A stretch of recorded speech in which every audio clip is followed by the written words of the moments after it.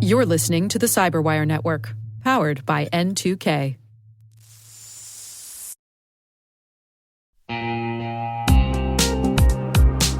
If securing your network feels harder than it should be, you're not imagining it.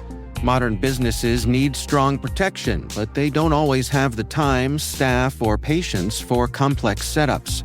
That's where NordLayer comes in. NordLayer is a toggle-ready network security platform built for businesses. It brings VPN, access control, and threat protection together in one place. No hardware, no complicated configuration. You can deploy it in minutes and be up and running in less than 10. It's built on zero-trust principles, so only the right people can get access to the right resources. It works across all major platforms, scales easily as your teams grow, and integrates with what you already use. And now, NordLayer goes even further through its partnership with CrowdStrike, combining NordLayer's network security with Falcon endpoint protection for small and mid-sized businesses. Enterprise-grade security made manageable. Try NordLayer risk-free and get up to 22% off yearly plans, plus an extra 10% with the code CyberWire10. Visit nordlayer.com/CyberWireDaily to learn more.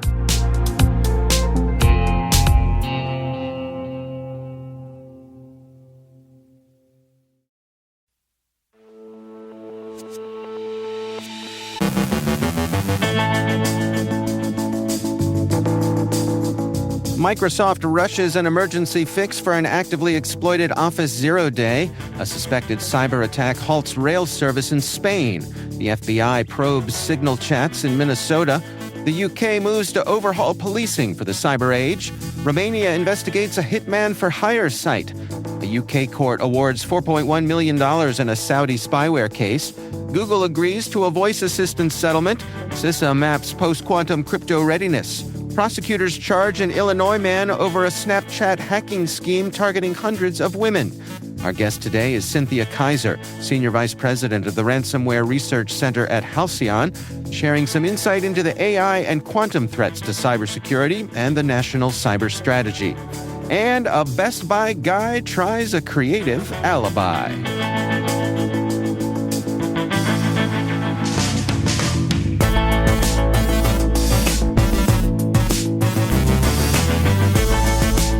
It's Tuesday, January 27th, 2026.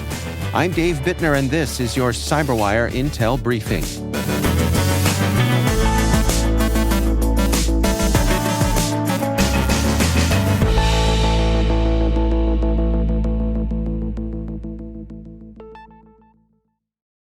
Thanks for joining us here today. It's great to have you with us. Microsoft has issued emergency out-of-band security updates for an actively exploited zero-day vulnerability in Microsoft Office with a CVSS score of 7.8. The flaw allows attackers to bypass object linking and embedding, or OLE, security protections by abusing how Office handles untrusted inputs in malicious documents.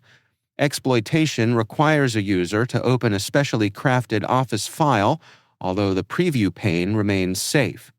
The issue affects multiple Office versions as well as Microsoft 365 apps for Enterprise. For Microsoft 365 and Office 2021 and later, a service-side fix is already live and takes effect after restarting the applications. Older versions remain at risk until formal patches are released, and users are advised to apply registry-based mitigations in the meantime.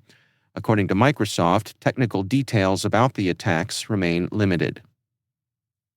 Catalonia, Spain, faced widespread travel disruption on Monday after a suspected cyber attack shut down regional rail services during the morning rush hour.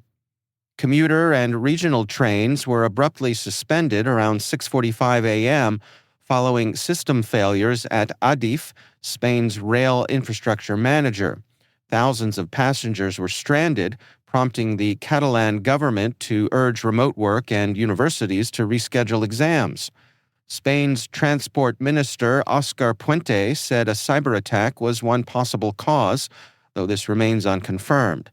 Services later resumed intermittently, according to state rail operators, who cited a major computer malfunction. The incident compounded an already turbulent week for Spanish rail, following multiple fatal injuries and injurious accidents nationwide. Barcelona Mayor Jaume Colboni called the disruption unacceptable, while opposition figures blamed long-term underinvestment and demanded accountability. FBI Director Kash Patel said Monday that the Bureau has opened an investigation into Signal group chats used by Minnesota residents to share information about federal immigration agents, citing concerns that such activity could put agents in danger. Speaking on a conservative podcast, Patel said the probe was prompted by claims that users shared agents' locations and license plate numbers, though he did not specify which laws may have been violated. Free speech advocates quickly raised First Amendment concerns, arguing that sharing lawfully obtained information about law enforcement activity is constitutionally protected. Civil liberties groups warned the investigation could chill legitimate speech and public oversight of government actions. The chats, hosted on the encrypted app Signal, have been used by activists and community members to warn neighbors about immigration and customs enforcement activity. Patel acknowledged the free speech implications, but said the FBI would balance constitutional rights with potential violations of federal law. The UK government has unveiled plans for a sweeping overhaul of policing aimed at tackling the surge in cybercrime, online fraud, and other internet-enabled offenses. Proposals from the Home Office call for creating a new national police service, described as Britain's equivalent of the FBI, to handle serious and cross-border crimes increasingly beyond local forces' reach. Officials say roughly 90% of crime now involves a digital element, with fraud accounting for about 44% of recorded offenses. Home Secretary Shabana Mahmood said the reforms reflect how crime has evolved in scale and sophistication, calling them the most significant changes in nearly 200 years. Under the plan, the National Crime Agency would be absorbed into the new service, while local forces remain focused on neighborhood policing. The government also plans major investments in digital tools, artificial intelligence, and national coordination, alongside new oversight for technologies such as facial recognition. Romanian authorities are investigating two nationals suspected of running a hitman-for-hire website that allegedly allowed users to contract assassins online. Police conducted searches at the request of UK authorities, seizing electronic devices, cryptocurrency worth about $650,000, and large sums of cash. Prosecutors say the platform used cryptocurrency and escrow-style payments to conceal identities and transactions. The suspects face potential charges including organized crime, incitement to murder, and money laundering. Officials note such sites often prove fraudulent, though investigations are ongoing. A UK court has awarded more than $4.1 million to London-based Saudi critic Ghanem al-Masrir, ruling that his phones were hacked by spyware linked to the Saudi state. Judge Pushpinder Saini found a compelling basis that al-Masrir's phones were infected with Pegasus spyware and that the operation was directed or authorized by Saudi Arabia. The court said the hacking enabled extensive surveillance and caused severe psychological harm, forcing al-Masrir to stop producing his popular YouTube content.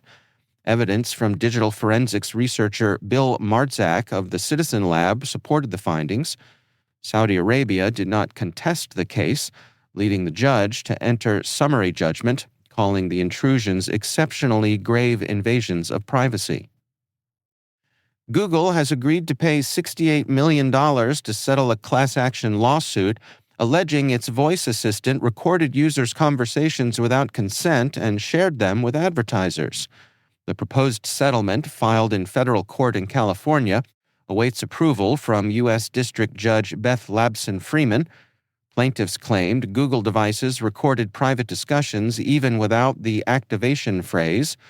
If approved, the fund will cover consumer claims and legal fees, with payouts varying by the number of valid claims. Google did not comment. CISA has released new guidance mapping post-quantum cryptography, or PQC, standards to common enterprise hardware and software categories. Issued in response to a June 2025 executive order, the advisory is meant to help CIOs and security teams assess quantum-safe readiness and plan long-term migration. CISA identifies product classes already using or transitioning toward NIST PQC algorithms, including cloud services, collaboration tools, browsers, and some endpoint security products. However, the agency stresses that none are fully quantum-resistant yet. Most implementations focus on key establishment, not digital signatures or authentication. The guidance signals that PQC is becoming a practical procurement consideration, while highlighting significant gaps enterprises must address as quantum-safe standards mature. U.S. prosecutors have charged Illinois man Kyle Svara with running a phishing scheme that allegedly compromised nearly 600 women's Snapchat accounts between 2020 and 2021. Authorities say he impersonated Snap employees to steal access codes, download private images, and sell or trade the material online, including via Reddit. One client was former Northeastern University coach Steve Waithe, later convicted of sextortion. Svara now faces federal fraud and identity theft charges and is scheduled to appear in court in Boston.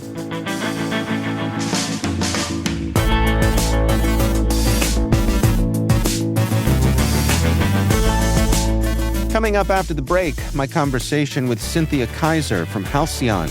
We're talking about AI and quantum threats to cybersecurity, and a Best Buy guy tries a creative alibi. Stay with us.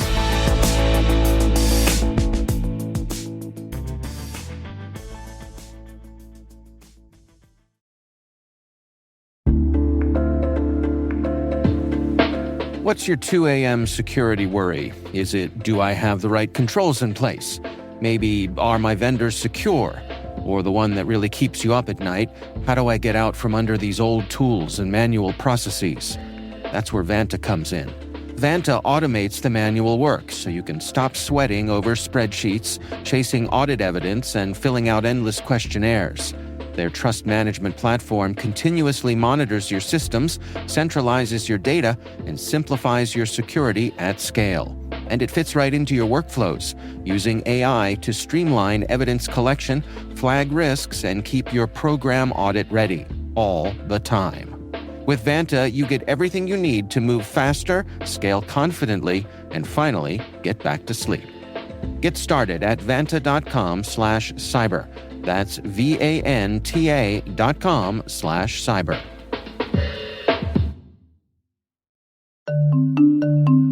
When it comes to mobile application security, good enough is a risk. A recent survey shows that 72% of organizations reported at least one mobile application security incident last year, and 92% of responders reported threat levels have increased in the past 2 years. GuardSquare delivers the highest level of security for your mobile apps without compromising performance, time to market, or user experience. Discover how GuardSquare provides industry-leading security for your Android and iOS apps at www.guardsquare.com.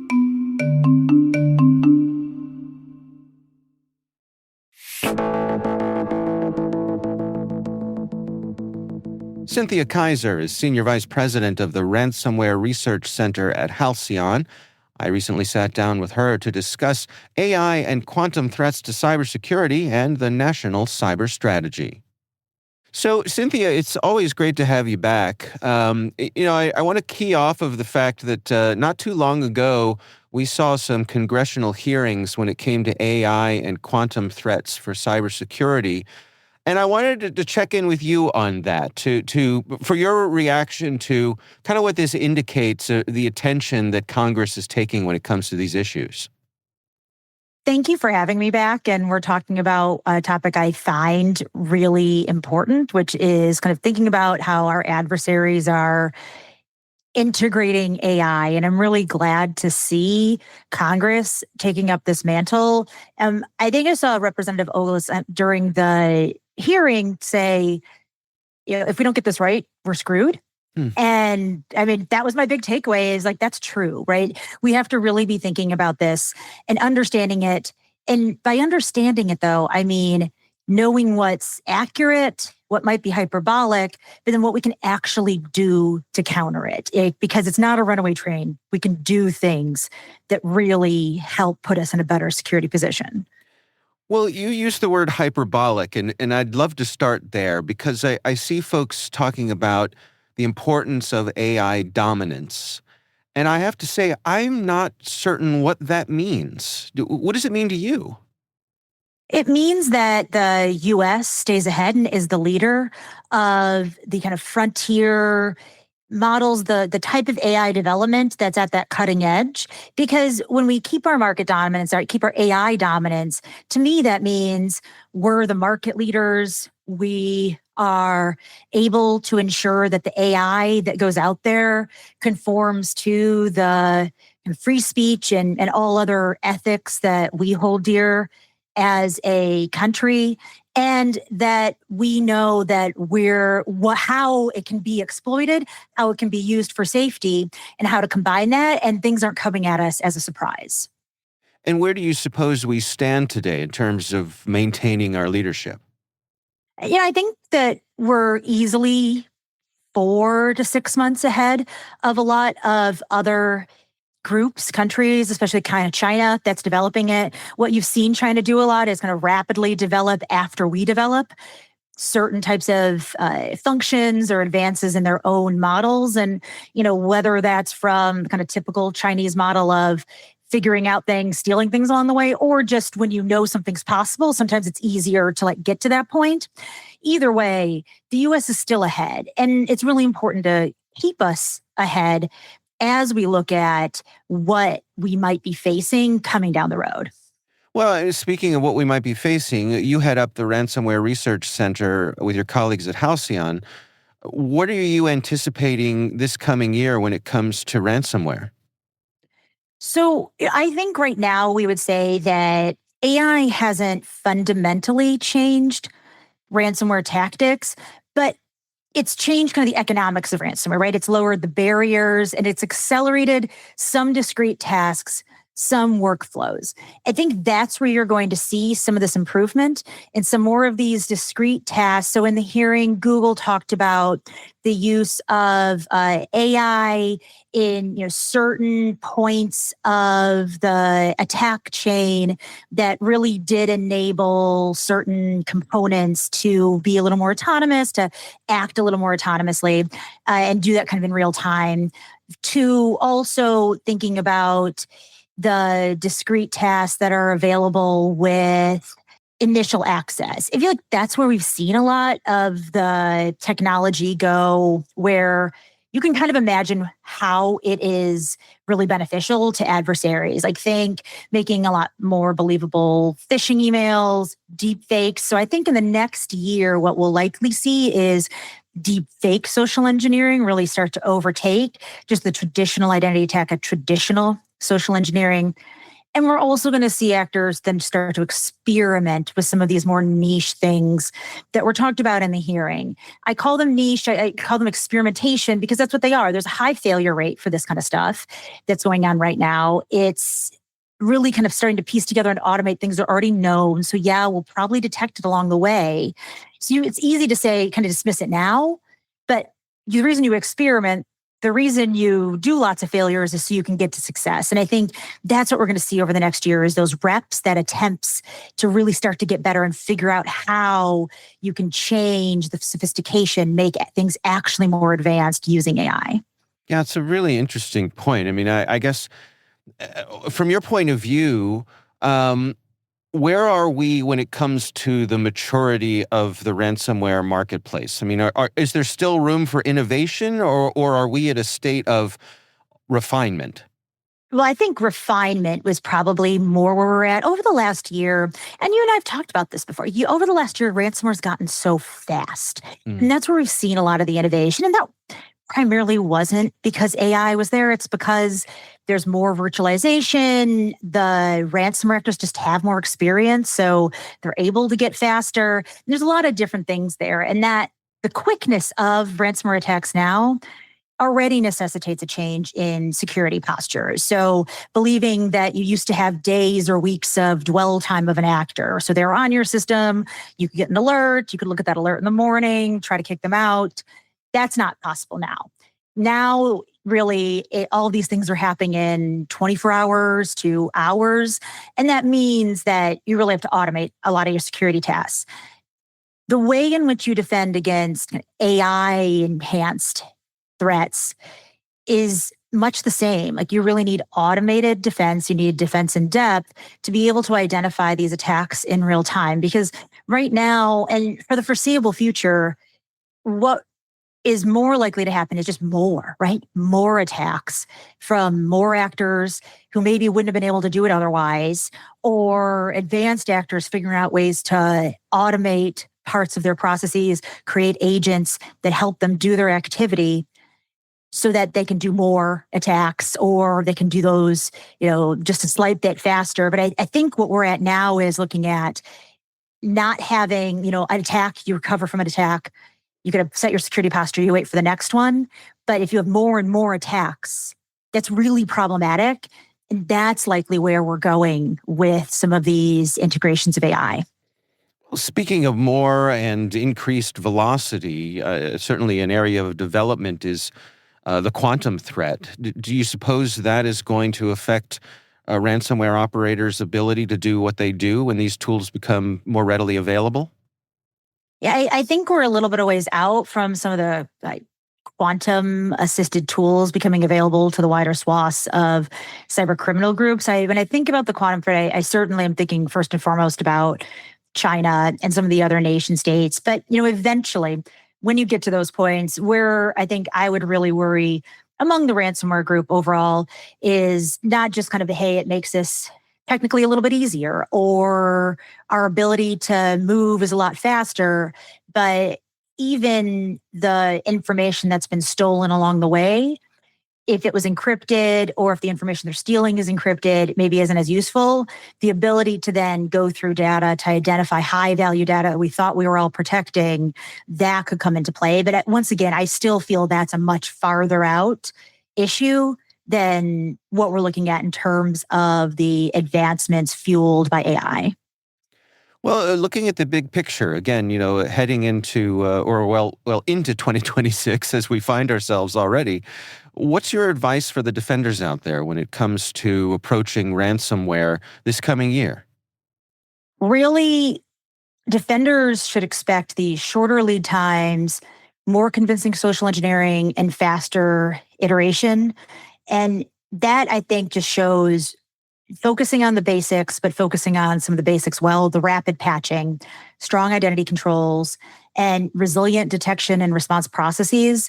That's still what is most important. And I think overall, when you're looking at this, ensuring that you're creating and thinking about, like, how do I do this detection and defense in real time? So that's really the advice I'd give to defenders overall.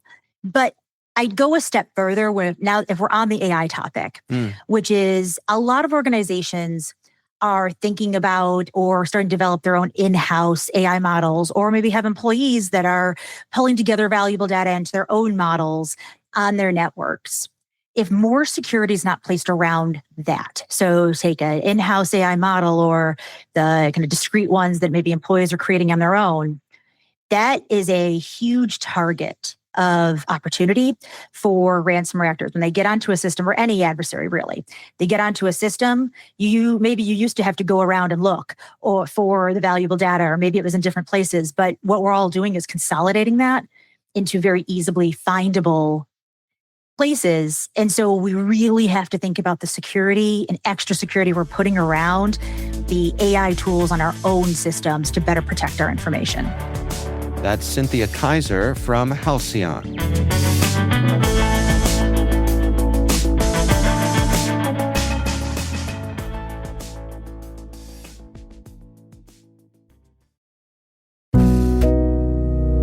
world moves fast. Your workday? Even faster. Pitching products, drafting reports, analyzing data. Microsoft 365 Copilot is your AI assistant for work. Built into Word, Excel, PowerPoint, and other Microsoft 365 apps you use. Helping you quickly write, analyze, create, and summarize. So you can cut through clutter and clear a path to your best work. Learn more at Microsoft.com/N365 Copilot.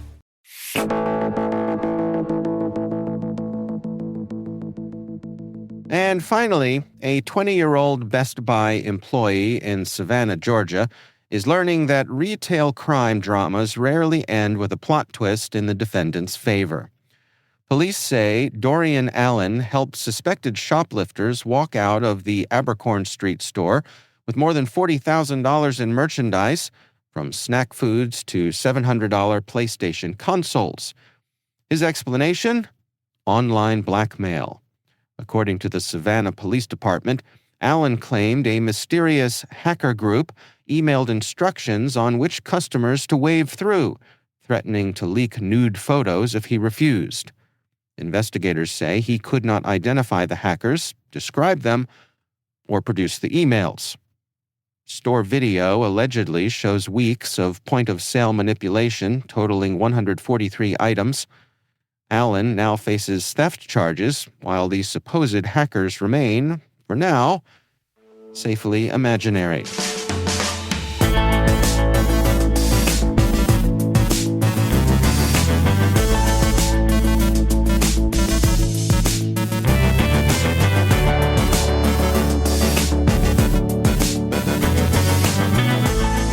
And that's the CyberWire. For links to all of today's stories, check out our daily briefing at thecyberwire.com. We'd love to know what you think of this podcast. Your feedback ensures we deliver the insights that keep you a step ahead in the rapidly changing world of cybersecurity.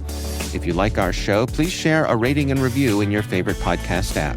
Please also fill out the survey in the show notes or send an email to cyberwire@n2k.com. N2K's senior producer is Alice Carruth. Our CyberWire producer is Liz Stokes. We're mixed by Trey Hester with original music by Elliot Peltzman. Our executive producer is Jennifer Iben. Peter Kilpie is our publisher, and I'm Dave Bittner. Thanks for listening. We'll see you back here tomorrow.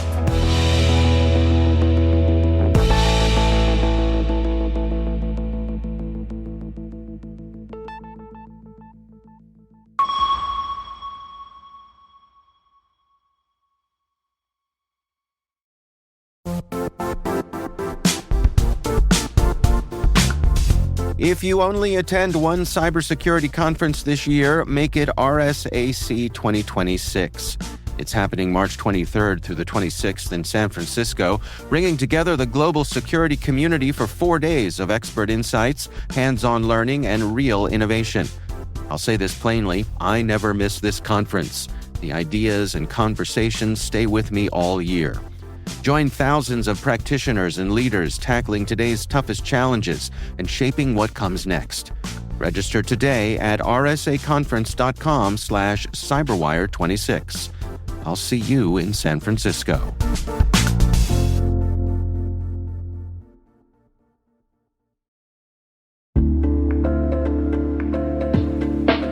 Attackers don't go through your tools, they go around them. In our interview with Jared Atkinson, CTO at SpecterOps, he reveals how attackers look to exploit our identities, steal tokens, and quietly snowball their access across Active Directory, cloud apps, and GitHub. We talk through attack paths, why least privilege keeps failing, and how one misconfiguration can hand over the keys to your organization. Want to see risk as attackers do?